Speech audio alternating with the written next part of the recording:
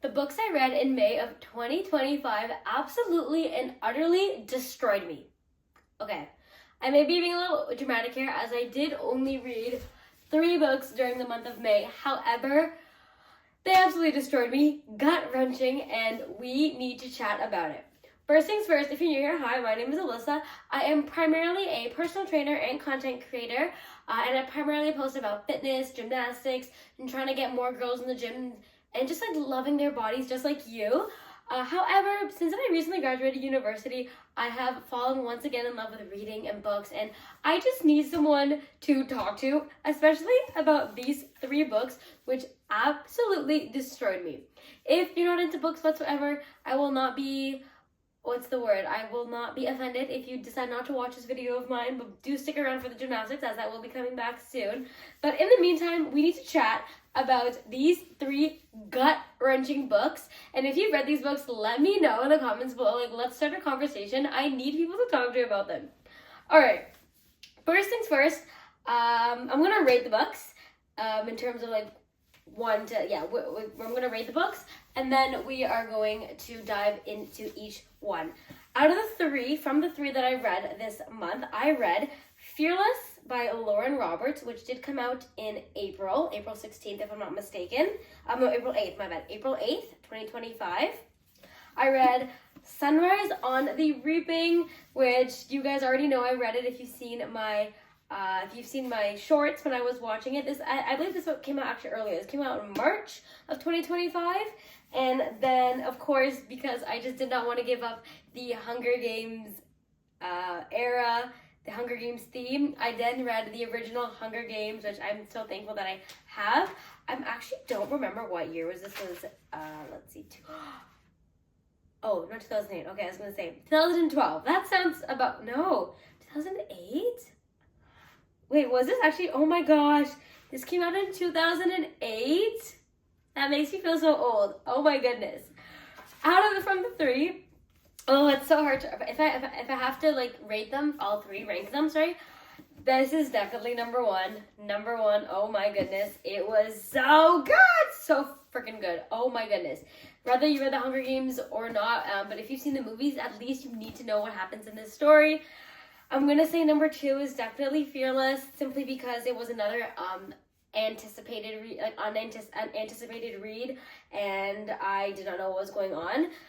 The only reason why I would rank the Hunger Games as number 3 is because I read it before, right? I knew what was going to happen, so there wasn't really a lot of shockers or moments where I literally had to close the book and step away or give myself a day. So that is the ranking, but I'm going to be rating them in the order that I read them. So let's start with Fearless by Lauren Roberts. Okay, so Fearless is book 3 out of the trilogy, the Powerless trilogy. Without any spoilers, simply it follows a girl who isn't ordinary. That means she doesn't have any powers, and she lives in a world where people who don't have powers are killed because they are weak. They seem to be weak, and they live in an elite society where, I don't know if I'll explain this, they live in an elite society where only those who have powers are praised and they're loved. When I think about powers, we're talking about mind reading powers, ability to control water, ability to control fire.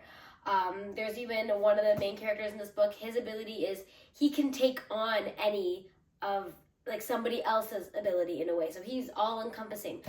People who are super strong, people who have good eyesight, good vision, good hearing, all those kind of powers, and they live in this elite society where they want they don't want the ordinaries. They think that the ordinaries carry a curse or a plague, which will cause other people to get sick and die. I don't want to spoil it anyways, but this is a 3rd book, and I have been waiting for this book since I finished the 2nd one literally last year. Oh my goodness, gut-wrenching indeed. In this, you know what, I don't want to spoil the whole series, but I may include some spoilers from the first 2 books. So if you haven't read Powerless and Reckless yet, I would probably skip this portion of this video, or if you're not going to read it, then keep on listening. But the big thing is the love story. There's a love story in between Peyton, who is the ordinary. She has been hiding as an ordinary her whole life, but her father trained her to to pretend to be a psychic in a way. So obviously she doesn't have any physical powers to show with that, which is totally okay, but she's a psychic, meaning that she uses the clues, she looks around at people, and she's able to predict something that no one else would know, which is why she's been able to get away with being an elite or having powers for so long. Throughout the book, though, however, her and the Enforcer, who is someone who was specifically trained and brought up. First of all, he's the king's son, and he has been brought up to kill all ordinaries to create this elite society. They start to, bicker and fight, and of course, fall in love. And they've gone through so much. The last book, prior to this one, it ended with a marriage proposal from Kai, who is the Enforcer, Kai's brother, who is the successor to the king, him proposing to Peyton. And we're like, what the hell is going on? What's going to happen next? So in this entire book, it is literally them fighting their feelings, even though they know they both, they want to be together. There's nothing more in their life that they want to be together. However, he's not king. Kai, his job is to protect the king, which is his brother, now, and he needs to step away. So it's really, this whole book is literally them flirting and really experiencing conflicting emotions, because Kai obviously loves his brother, but then he also loves Peyton. So this whole book is you want to get to the end as fast as possible in this book, because you obviously want them to be together, but when I tell you, Lauren, look how thick this book is. This book is, oh my goodness, 600 pages. So you want to read through this book as fast as you can, because you want to know what happens, as I did. And I think that's why I rated this book as the second. I mean, if I hadn't read Studies on the Reaping this month, this definitely would have been number one. It was so good. Honestly, very fast paced, if I'm being honest, which I don't mind, because I felt like I was getting through a lot, even though even if physically I wasn't getting through a lot would happen within a little amount of pages. So that just kept me going. I absolutely love this book. I absolutely love this series. I know there's been a lot of conflicting just reviews about this series, because it is, if you do, the first book is quite copy and paste of the Hunger Games, but from the first book, it just gets better. So if you're looking for a new series, something to spark your interest in reading, again, I would 100% recommend this. I would honestly, even if you're watching this as a younger girl, if you're in your teens, 11, 12, 13, you could definitely pick up this book series, and I think you will absolutely love it. We got a strong female protagonist. Because of that, I'm going to rate this book, I'm going to rate it 4 to 5. Honestly, it was so good. I think, 4 to 5. Definitely not, 4 to 5. As good as it was, I am kind of heartbroken by some people who, unfortunately, are no longer with us in this series. Lauren Roberts has no filter when it comes to killing off characters that I absolutely love. So that's just a spoiler. Just be aware for that. And for that reason, I'm going to rate this as a 4 out of 5, because those characters deserve to live, or at least have some sort of redemption. I think killing is kind of the easy way, in a way, to get rid of characters, but I definitely think some of these characters did deserve some sort of redemption. At least the ones that died in this book, not the ones that died / got murdered in the second book. He totally deserved it, but this one, and it literally says forever my undoing. This book series is definitely forever my undoing, because I read it and I was completely devastated, completely heartbroken. So then I decided, why not, to be a good idea to pick up Sunrise on the Reaping. Oh goodness. Oh my goodness. I ate this book up. I finished this book in 3 days, which, considering how busy I am with, I was going to say school, but I wasn't in school when I was reading this, thankfully, but with work, life, content creation, I ate this book up. Oh my goodness. How do I... but it's gut-wrenching. It is so gut-wrenching, because you know how this story goes. You know that this is Haymitch Abernathy's story. Haymitch is if you're familiar with the Hunger Games, Haymitch is that drunk guy. What are you... The one who won the 50th Hunger Games, and the one who has to mentor Peeta and Katniss during the Hunger Games trilogy. So this is his story. We have been waiting for this story for, honestly, as long as I can remember. And I'm so excited, so grateful that Suzanne Collins came out with it. But it's definitely gut-wrenching because from the get-go, you know what happens. So it's like, you try your best not, like, you don't want to get attached to these characters, but the tributes from District 12, you just get attached to them. And the reason why this book is much different from the other Hunger Games is because it's a quarter quell, which means it's a little bit different. And in these games, there were 2 female and 2 male tributes from each district. So 48 tributes total. And it also bothers me because, like, why are we reading books about kids who kill each other? But gut-wrenching. Absolutely gut-wrenching, but a must-read. If you grew up reading the Hunger Games, watching the Hunger Games, you need to read this book. It's definitely going to be gut-wrenching. Be prepared to cry. I definitely did. But again, she absolutely killed it. And honestly, I'll give it a 5 out of 5. Absolutely 5 out of 5. It is amazing. Definitely makes you cry, but I love the way that she wrote this book. Not just this book, but the way it connects.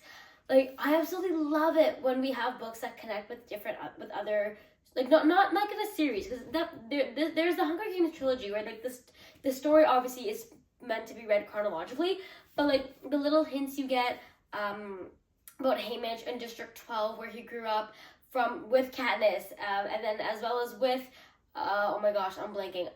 Not Lenore Dove. Lenore Dove is Haymitch's girlfriend.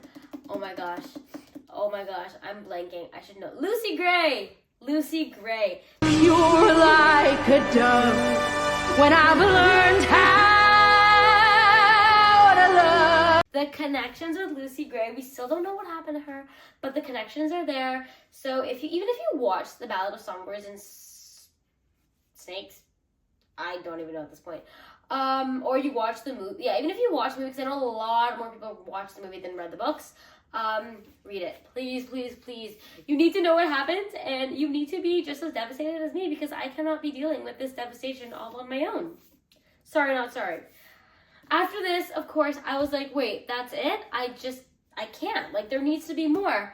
I then picked up the original Hunger Games.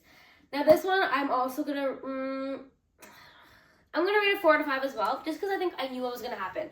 I wish I could go back in time to my however old, I think like 10 or 11-year-old self when I read this book, and I wish I could go back and know what she rated it, but I'd definitely say 4 out of 5, especially after this one. One, because like I knew what was gonna happen in this book, but like the connections between the two are just, oh my goodness. Like, reading it after the Hunger Games is actually such a different, after reading Sunrise on the Reaping is actually such a different perspective.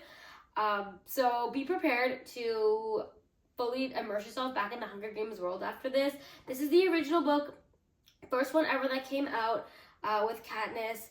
If you think you know the Hunger Games because you watched the movie, sorry, you don't know the Hunger Games. You have to read the book. There are some things that they miss, especially in the games. Like, you get a lot more in the games, as well as the dynamic between Peeta and Katniss. When did it really change? Did Peeta always love Katniss? Was it just for show? When did Katniss fall in love with Peeta? Did she ever fall in love with Peeta? Like, so many things. And it just makes you fall in love with the series once again. I don't want to go too much about this one, because especially if you haven't read it before, I'm assuming everyone knows what happens in this book. But yeah, you know what happens, right? There's 12 districts.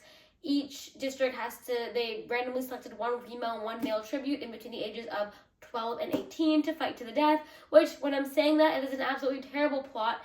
It is disgusting. Why are they doing this? But keep on reading it. You want to know what happens. I can't imagine ever killing someone. I don't know how Suzanne has written these words and how these characters can do this, but gut-wrenching. Gut-wrenching indeed. I did not need to relive Rue's death again, or the pain that Miss Katniss Everdeen felt when she was burned in the fire, when she was hit by when she was stung by the Tracker Jackers. All of that stuff, though, it just made me realize how good of a job they did with the films, though. So yes, if you're a Hunger Games girly or guy, if you haven't read Hunger Games in a while, definitely worth a reread, especially after reading Sunrise on the Reaping. Okay, quick outfit change as I am filming this outro the next day, because as I was watching the video back, I felt like I was a mess. Like, my hair was a mess, everything was a mess. And I just want to redo the outro. I will not be going back and redoing the whole thing because that would just be forced. What I filmed literally, or what you just saw literally a couple minutes ago, was my true reactions and reviews of the book. But if you have made it to the end of this video, I want to thank you guys so much for watching this video. If you have made it to the end of this video, it either means you're a real one, you're a true fan, and I love you so much, or you are genuinely interested in reading in books, maybe these books in particular, and you want to know my thoughts, spoiler free of course. If going to the end of this video, if you want to chat about any of these books, send me a DM on Instagram. Let's chat about it. Don't put anything in the comments, please, just because I want to keep it spoiler free for as best as I possibly can, given that this is the internet and people do have free will, able to say whatever they want to say. But let me know your thoughts about these books. Do you agree with me? Do you not agree with me? Would you rank these the way that I did, with The Sunrise and the Reaping being 1, Fearless being my 2nd, and then Hunger Games being 3rd? Let me know your thoughts. If you like this video, please give it a like so I know that you like it, so I know what style of videos you guys like going into the summer. Comment below if you have any questions at all, or if you think there's any books that I should read for the month of June. Do let me know. I'm definitely taking requests.